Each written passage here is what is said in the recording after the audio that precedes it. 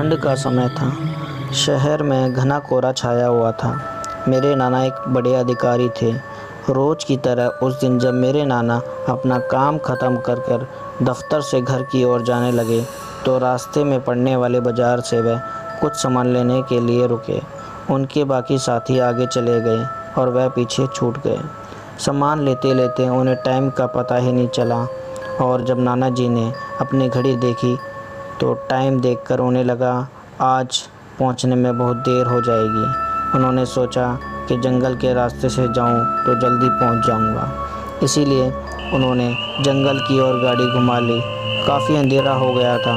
नाना जी तेज़ गति से गाड़ी चला रहे थे, लेकिन उनकी गाड़ी के आगे एक औरत आ गई। उन्हें झटके से ब्रेक मारनी पड़ी। जो औरत गाड़ी के सामने आई थी वह तेज़ तेज़ रो रही थी।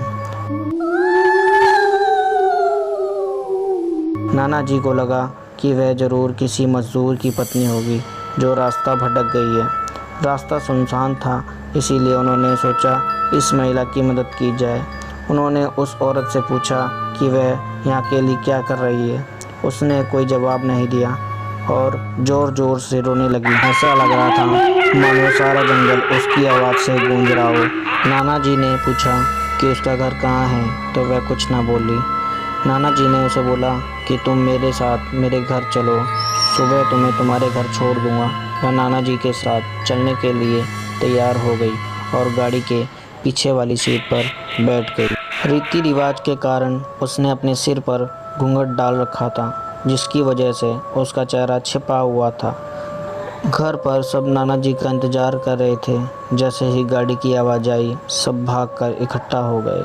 जब उस महिला के बारे में घर में पूछा गया तो नाना जी ने सारी कहानी बताई। नाना जी ने कहा आज खाना यही बना देगी, लेकिन मेरी माँ को उस महिला पर शक हो गया। उन्हें लगा यह कोई चोर है जो घर का सारा सामान चुरा कर भाग जाएगी। माँ ने उसे रसोई में जाकर खाना बनाने को कहा। वह बिना कोई जवाब दिए वहाँ से चली गई। रसोई में से अजीब सी आवाज़ें आ रही थी। रसोई में सारा सामान रखवा कर मेरी माँ ने उसे कहा कि सब भूखे हैं, इसीलिए जल्दी खाना बना दे। उसे रसोई में भेज तो दिया, लेकिन माँ का मन अभी भी शांत नहीं हुआ। 10 मिनट बाद माँ रसोई में पहुंची तो देखा अभी वह थैले में से मछलियाँ निकाल ही रही थी। यह देखकर माँ को बहुत गुस्सा आ गया। उन्होंने उससे बोला अभी तक तुमने खाना बनाना शुरू भी नहीं किया है, कब बनेगा और कब हम खाएंगे। उस महिला का चेहरा अभी तक ढका हुआ था, इसीलिए किसी ने उसका चेहरा नहीं देखा था। माँ उसका चेहरा देखने की कोशिश करती रही, लेकिन उन्हें इसकी झलक भी ना दिखाई दी। माँ ने कहा कोई ज़रूरत हो तो बुला लेना, लेकिन फिर भी वह कुछ ना बोली। उन्हें लगा कि शायद अनजान लोगों से डर रही होगी। माँ रसोई से चली गई। जब 10 मिनट बाद फिर वापस आई तो रसोई का दृश्य देखकर माँ डर गई। उनके पैर जैसे वहीं जम गए।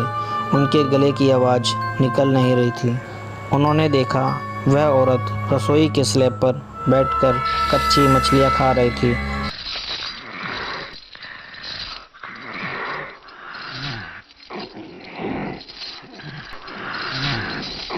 सारी रसोई में हड्डियाँ और मांस के टुकड़े बिखरे पड़े थे। उसके सिर का घूंघट भी उतरा हुआ था। उसका चेहरा बेहद खौफनाक था। बाल बहुत बड़े और नाखून एकदम काले। वह मछलियाँ खाने में मगन थी, इसीलिए उसका ध्यान माँ पर नहीं गया।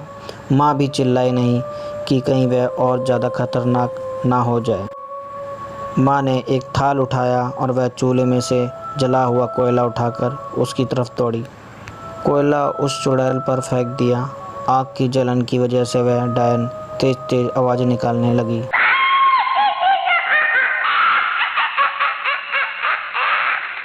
उसकी आवाज़ सुनकर सारा घर इकट्ठा हो गया। उसे आग दिखाकर घर से बाहर निकाला गया। उसकी आवाज़ इतनी तेज़ थी कि आसपास के लोग भी बाहर आंगन में आ गए। वह डायन लोगों के भीड़ को हटाते हुए जंगल की तरफ दौड़ी। सारे लोग डर के मारे काँप रहे थे और मेरी माँ की हिम्मत दाद भी दे रहे थे। अगर उन्होंने सही समय पर कोयले से उसे डराकर भगाया नहीं होता तो ना जाने क्या हो जाता। आज भी उस घर में कोई रोता है।